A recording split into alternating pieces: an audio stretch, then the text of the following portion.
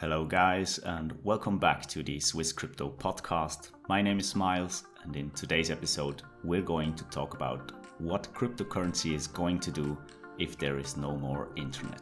So stay tuned and let's get into it. Imagine waking up one morning to find that the internet is down. Not because the Wi-Fi's been disconnected, instead your government has pulled the plug. You have no idea when it'll be back online, and in the meantime you're cut off from life as you know it, ranging from contact with loved ones abroad to paying for anything by card.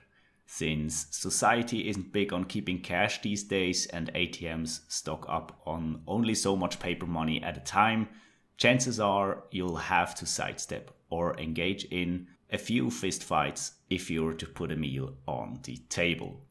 Now, this is the intro, kind of a post-apocalyptic intro of an article that writes about how Bitcoin in the future could work without having any internet at all.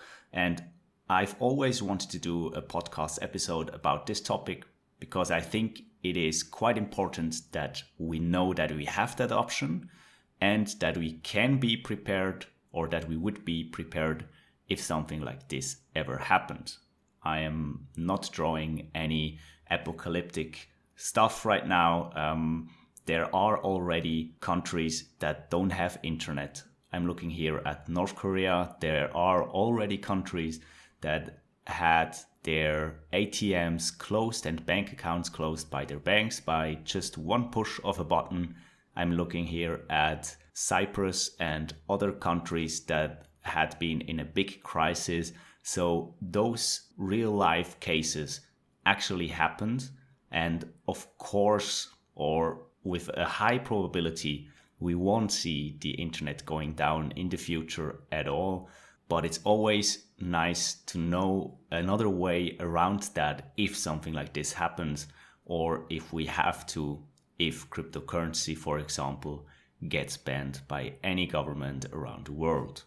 Now, what would be a suitable way to send Bitcoin or cryptocurrencies in general without having the internet? And for that, we just have to go a little bit back in time, if you want to say so, and just rediscover a technology that is now widely used in today's society, and it's called radio frequencies and radio waves.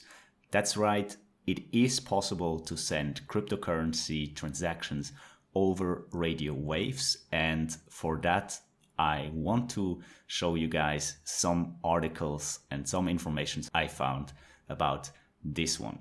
Bitcoin over airwaves. 2014 saw the earliest mentions of Bitcoin being sent via the airwaves. Ham radio coin was one of the early vanity altcoins geared at the ham radio industry. While it wasn't entirely clear why said niche industry needed a dedicated currency, its current $794 market cap, still unchanged since May 2017, adds to crypto's rich historical arsenal of questionable coins.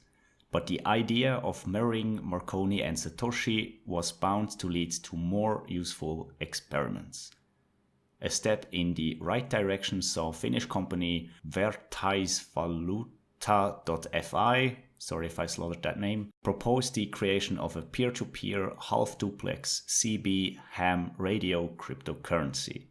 Also in Finland, Crypto Radio partnered with a national broadcaster to pilot a cryptocurrency data transmission system that broadcasts Bitcoin transactions, blocks, and currency exchange data via national DVB-T television networks in real time. The project failed to launch its commercial phase, with the founder of it explaining, "The project raised huge audience and there has been some serious commercial interest, but nothing I am really interested in because they would destroy the original idea of crypto radio, distributing the Bitcoin ledger autonomously without internet connectivity." In 2018, there was a new experiment in town. Ingredients: Brooklyn-based Gotenna, a mobile long-range off-grid consumer mesh network, and Bitcoin privacy wallet Samurai Wallet.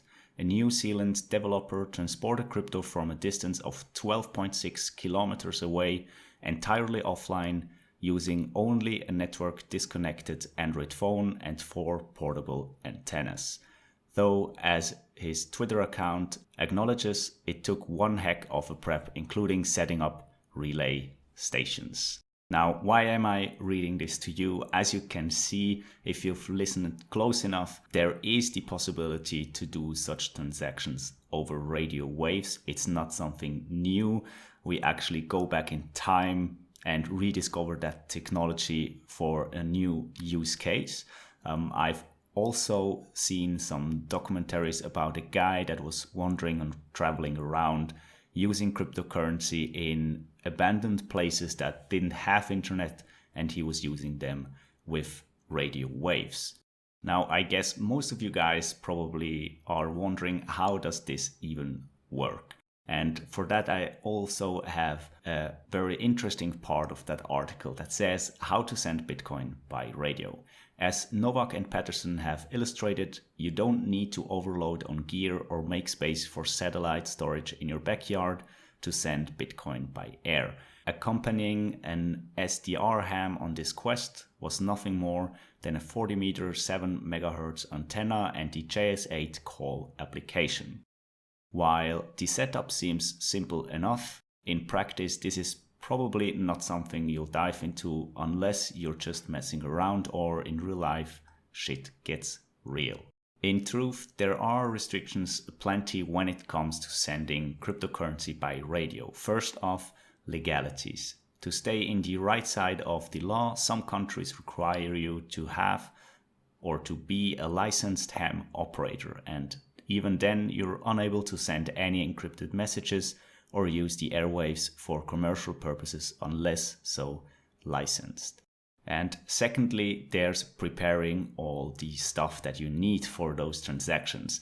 And for this to be a viable, albeit last resort solution in an actual nail-bite situation, sender and receiver would have to set it all up in advance. So that means the sender has to know about what he wants to do, and the receiver, of course, also has to know that he's going to receive some cryptocurrency over radio waves. And third, of course, you also need the equipment for doing radio wave emissions and having your radio waves sent to the receiver that you want to have it. But as far as it goes, that's practically it for sending cryptocurrency on radio waves. And I've also tried to read up on the technical aspect on how this really works, how it gets converted and stuff. I'm not an expert, but I'll try to explain what I've understood.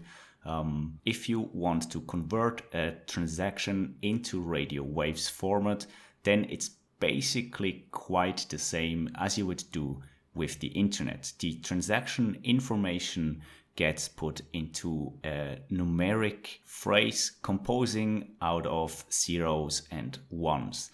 And to send them over radio waves, you just have to adjust the different waves. That means, say, for every zero that follows, you'll have a big wave, and for every one that follows, you'll have a short wave. So if you want to send something, it will be converted into zeros and ones. Those zeros and ones will be put on waves that are specific to the zeros and to the ones. So it can be decoded or read by the receiver at the end, and then the receiver can put it all together and will get a transaction, a cryptocurrency transaction out of it. Now, I know this is not the expert explanation, of course not. I just was very interested how this really works.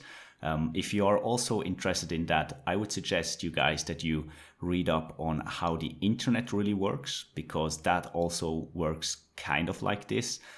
If you've seen some documentaries and explanation stuff on how the internet works, read up on how cryptocurrency could be sent over radio waves, how that would work. It's also very interesting, and I do believe it's also good to have in mind that this option exists, especially for places, as I already mentioned, where internet is not that big, where you don't have that much connection, and so on. So let me know what you guys think about this option, about sending cryptocurrencies with radio frequencies and radio waves. If you've enjoyed the content I provided, give it a thumbs up and subscribe to the channel. Send it to friends that are also interested in cryptocurrencies, and I'll see you in the next one.